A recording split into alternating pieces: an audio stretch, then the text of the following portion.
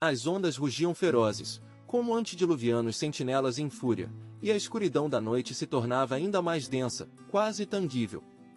Jonas, agora envolto pela bruma do desespero, sentia-se pequeno e impotente, preso no ventre de um grande peixe que se afundava nas profundezas do mar. Mas, como ele chegou até ali? Para entender, é preciso voltar alguns dias, quando o Senhor o chamou, primeiro com sussurros e depois com um clamor que ele não pôde ignorar. Era uma manhã ensolarada em Jafé, e a brisa suave trazia consigo aromas de sal e vida marinha. O povo que passava pela rua parecia alheio à luta interna de Jonas, que, ao contrário dos outros, tinha um coração pesado de temor e aversão. Deus havia enviado um chamado: vá a Nínive, essa grande cidade, e proclame contra ela, pois a sua maldade subiu até mim. As palavras ecoavam em sua mente, como um eco muito distante que se aproximava a cada batida de seu coração. Nínive, a colossal metrópole assíria, era temida por todos naquela época. Jonas sabia bem das crueldades e da violência que emanavam daquele lugar, e a ideia de ir até lá era insuportável. A repulsa crescia em seu peito, e, logo, o que deveria ser um convite à compaixão transformou-se em um impulso desesperado de escapismo. Ele decidiu fugir.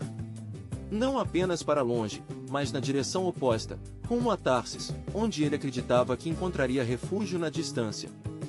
Ao chegar ao porto, seus olhos vislumbraram o navio que o levaria em sua bolha de segurança, longe das terras de Nínive e dos deveres que o aguardavam.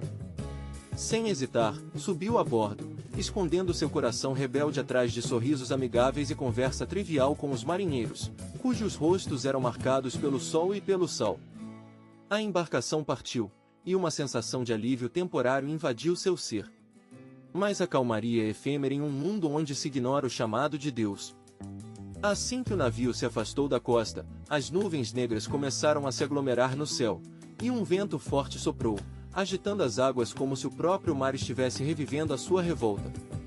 Jonas, no fundo do barco, adormeceu, mergulhado em um descanso ilusório, alheio ao caos que sua desobediência provocava. A tempestade se elevou rapidamente, e o barco começou a balançar, sendo lançado de um lado para o outro como uma pena ao vento. Os marinheiros, aterrorizados, clamaram a seus deuses, mas as súplicas acima da tempestade não pareciam ser ouvidas. E assim, enquanto a fúria do mar se intensificava, algo se movia nas profundezas, como se a própria criação aguardasse o momento de realizar os desígnios de Deus. Jonas despertou, e o peso que antes sentia agora tornava-se insuportável. O barulho das ondas agora soava como o lamento de sua própria alma. Sentindo o chamado insistentemente, não poderia mais permanecer escondido. Ele sabia que um dia as consequências chegariam, e, no fundo de seu ser, um pressentimento terrível começava a formar. A noite se tornava cada vez mais pesada sobre o mar, enquanto as ondas, em sua fúria, pareciam rugir como feras enjauladas. No porão do barco, longe da luz das estrelas e do clamor dos marinheiros, Jonas sentia o balanço da embarcação como um eco de sua própria agitação interior. Seu coração, dividido entre a culpa e o medo, pulsava como se tivesse vida própria. Ele tentou se esconder da tempestade, mas o verdadeiro turbilhão estava dentro de si mesmo, um redemoinho que só crescia à medida que a fúria das águas se intensificava.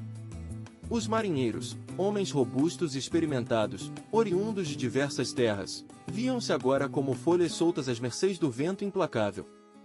Suas vozes se sobressaíam ao rugido da tempestade, cada um clamando a seu Deus em um desespero crescente. As velas eram rasgadas e o mastro começava a render, ameaçando-se partir a qualquer instante. O barulho ensurdecedor das ondas batendo no casco do barco parecia um lamento coletivo, uma súplica à divindade.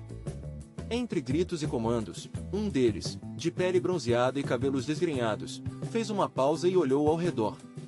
A troca frenética de olhares entre os homens dizia mais que qualquer palavra. Eles se lançaram um ao outro uma pergunta silenciosa: quem era o responsável por esta calamidade? Com o coração apertado, ele resolveu descer ao porão, buscando qualquer sinal de que o que estava alheio à luta até ali poderia ser um aliado ou um culpado.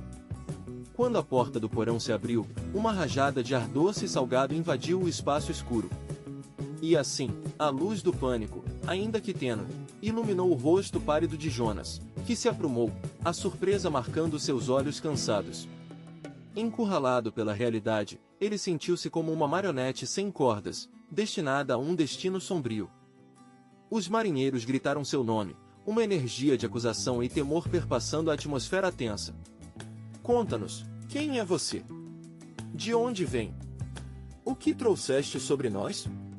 A pressão era palpável, como se o próprio ar estivesse sufocando todos a bordo. Jonas, percebendo que não poderia mais escapar, sentiu um peso se acumular sobre seus ombros, um fardo que ele mesmo havia criado ao se afastar do chamado de Deus. Com a voz trêmula, mas firme na responsabilidade, ele finalmente confessou: Eu sou hebreu e temo ao Senhor, o Deus dos céus, que fez o mar e a terra. A incredulidade se espalhou entre os marinheiros, e as ondas pareciam rugir em concordância com as revelações de Jonas. A tempestade, uma manifestação da ira divina, fora desencadeada por sua desobediência. Que devemos fazer para acalmar o mar? Clamor desesperado ecoou entre os homens. Compreendendo que sua presença era a fonte da calamidade, Jonas lançou uma proposta que pesou em seu coração como chumbo: lancem-me ao mar, e tudo estará calmo. Dispostos a lutar contra o destino que parecia inevitável, os marinheiros hesitaram, sua humanidade guerreando contra a lógica. Mas a tempestade não dava trégua, as ondas cresciam mais altas e a embarcação, mais frágil. O medo se transformou em ação, e enquanto eles trocavam olhares de desespero e relutância, a decisão se aproximava, como a fúria das próprias águas. A tempestade rugia como um animal enfurecido, suas ondas altas e ameaçadoras golpeando o casco do barco com uma força devastadora. Os marinheiros, resistentes e experientes, mas agora consumidos pelo pânico, se entreolhavam, as faces pálidas refletindo o brilho das relâmpagos que iluminavam o céu escuro e tempestuoso. Era como se os próprios deuses estivessem travando uma batalha feroz acima deles, e em meio à gritaria, seus corações tremiam de medo. Jonas, porém, oculto nas sombras do fundo do navio, sentia cada vibração do barco se sacudindo, mas ainda assim estava alheio ao clamor desesperado dos que o cercavam. Finalmente, como que forçado pela coragem que escassamente lhe restava, ele se permitiu ser encontrado. As vozes dos marinheiros ainda ecoavam em seus ouvidos, fervor respirado na forma de súplicas a deuses desconhecidos. Ele se levantou, em sua mente um turbilhão de emoções. Lancei-me ao mar! Exclamou com a voz embargada, seus olhos ardendo com a determinação de um homem que sabia que a verdadeira tempestade não estava fora, mas dentro de si mesmo. Os marinheiros hesitaram diante da proposta. O que aconteceria se lançassem um homem ao mar? O que a tempestade poderia fazer? Mas a fúria do oceano não cedia e as ondas pareciam querer destruir tudo em seu caminho. Olhando um para o outro, os marinheiros, em sua angústia, finalmente concordaram. Com esforço, agarraram Jonas e o levantaram. Um último grito ecoou no ar, desesperado, enquanto ele se via sendo lançado para o abismo. O contato com a água fria fez com que um arrepio percorresse seu corpo, e em um instante, o tumulto do mar se transformou em um silêncio repentino e profundo. As ondas começaram a se acalmar, e o céu, antes ameaçador, agora parecia se distanciar, como se a raiva dos deuses tivesse se dissipado. Mas para Jonas, aquele silêncio não trazia apenas alívio. Sentia-se submergindo na escuridão, nas profundezas do mar, e com ele, as linhas da sua vida começaram a se apagar. E então, como um monstro emergindo das profundezas, um grande peixe o abocanhou, recebendo-o em seu ventre. A pressão da água e da carne do animal o envolveu em um aperto sufocante, enquanto os instintos de sobrevivência lutavam contra a escuridão. Ali, imerso em um mundo vasto e opressivo, a angustiante solidão se fez presente. Jonas, naquele lugar tenebroso, confrontou o que havia feito e, pela primeira vez, sentiu a ausência de Deus como um buraco negro em seu ser. A luta interna tomava forma, e sua mente começou a divagar entre as memórias de sua infância, com as histórias de outros profetas e a voz do Senhor sussurrando em seu coração. O desespero percorria, como a água gelada que o abraçava, e nesse instante, uma verdade surpreendente se tornou clara: ele precisava de Deus. Na escuridão e na pressão do ventre do peixe, a redenção se tornava um grito emergente, prestes a ressoar na eternidade. Mas seria sua súplica suficiente para despertar o olhar de Deus? A dúvida impregnava o ar pesado em seu redor, enquanto as 3 noites e dias começavam a se aproximar, cada um mais torturante que o outro. O que aconteceria depois que o mundo ao seu redor finalmente se calasse? A escuridão envolvia Jonas como um manto sufocante, pesado e opressivo, e o espaço ínfimo em que se encontrava não lhe dava sequer a possibilidade de um movimento livre. As paredes do ventre do grande peixe pulsavam com uma umidade enjoativa, misturando-se ao fedor das profundezas do oceano. O murmúrio das águas e o balançar do corpo do animal tornavam-se um triste hino da sua solidão, enquanto as sombras dançavam à sua volta, trazendo à memória tudo que ele tinha tentado fugir. No início, a angústia o dominou. Ele pensou nas correntes que o aprisionavam, no fracasso que o acompanhava e na direção oposta que escolhera em vez de obedecer a Deus. A solidão oscilava entre a desesperança e o arrependimento, e em meio a esse turbilhão emocional, uma chama de fé começou a reacender em seu coração. Ele não sabia o quanto tempo ficaria ali, mas a necessidade de clamar a Deus tornou-se irresistível. Jonas, então, levantou sua voz em súplica. Seus gritos ecoavam nas paredes do peixe, misturando-se ao som das ondas que ainda rugiam lá fora.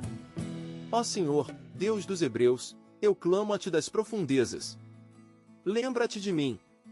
Suas palavras eram um lamento rasgado, desenhado pelo urgir de seu espírito. Ele lembrou-se das promessas que havia feito, dos dias em que havia sentido a presença do Senhor e do chamado que agora o desafiava. Nossa disposição em desobedecer nos leva ao abismo, pensou, enquanto sua mente se repleta de imagens de sua terra natal, do povo de Nínive e da mensagem que deveria levar. E assim, entre lágrimas de arrependimento e a dor da solidão, Jonas orou fervorosamente. Ele narrou suas angústias, seus medos, dentro daquele ventre sombrio, pediu perdão. Ele reconhecia o poder e a misericórdia de Deus, que poderiam redimi-lo mesmo nos mais profundos vales de sua rebelião. Foram 3 dias e 3 noites de batalha interna, um conflito espiritual que o moldava a cada momento. E, ao fim desse tempo, quando sua conexão com o Criador estava completamente restaurada, uma ordem soar do alto. Deus, em sua infinita graça, lembrou-se de Jonas. O Senhor ordenou ao peixe que liberasse seu prisioneiro. E então, em um ato poderoso e repentino, o peixe se agitou, como se estivesse enfrentando um furacão interno. O grande peixe então vomitou Jonas em terra firme, e a areia fofa sob seus pés foi um alívio inesperado. Ele mal podia acreditar que estava livre, que a misericórdia de Deus o havia resgatado do abismo. Com uma nova determinação queimando em seu coração, Jonas ergueu a cabeça para o céu. A luz do sol o envolveu, e ele sentiu que havia recebido uma segunda chance, um recomeço.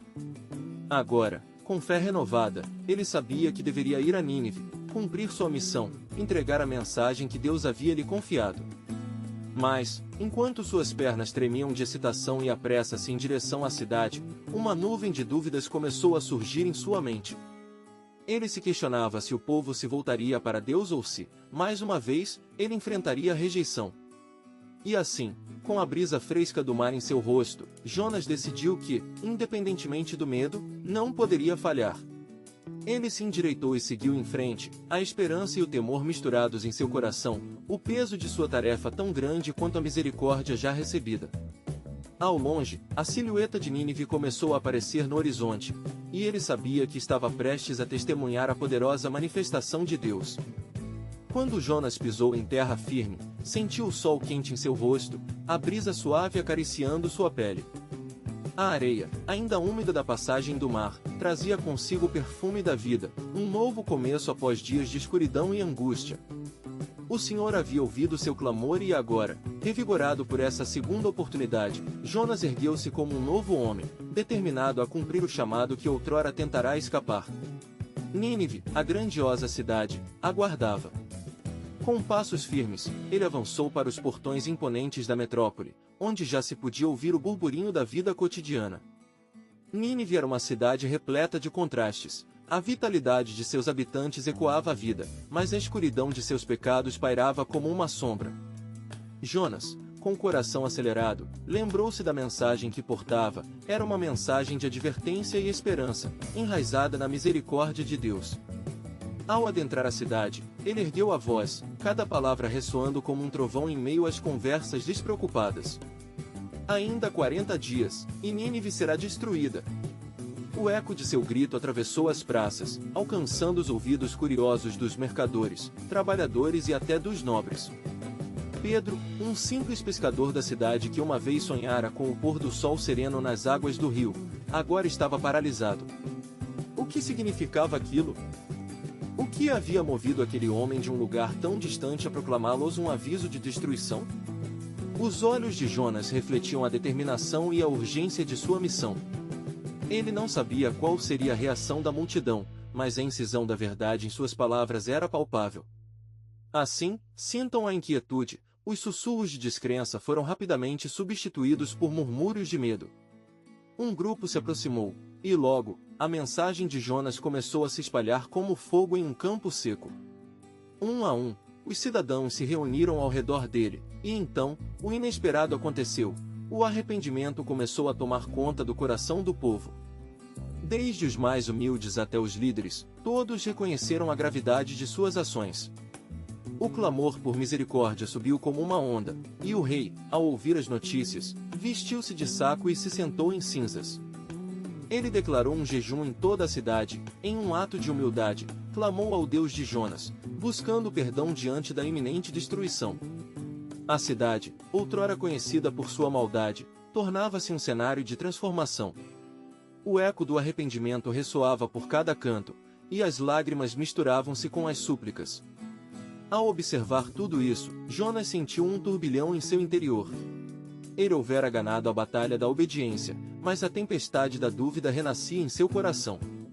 Ele questionava: será que a misericórdia seria suficiente para salvar todos eles? E o que isso significava para ele? Enquanto a cidade se voltava para Deus, uma nuvem de tensão pairava no ar, uma expectativa que se desenrolava como um fio delicado. Um novo desfecho parecia se aproximar, mas qual seria a reação do Senhor diante de um povo tão rebelde que agora buscava fervorosamente seu perdão? A história de Jonas estava longe de ser simples, e as mais profundas lições estavam prestes a ser reveladas, assim como a obra de Deus em suas vidas.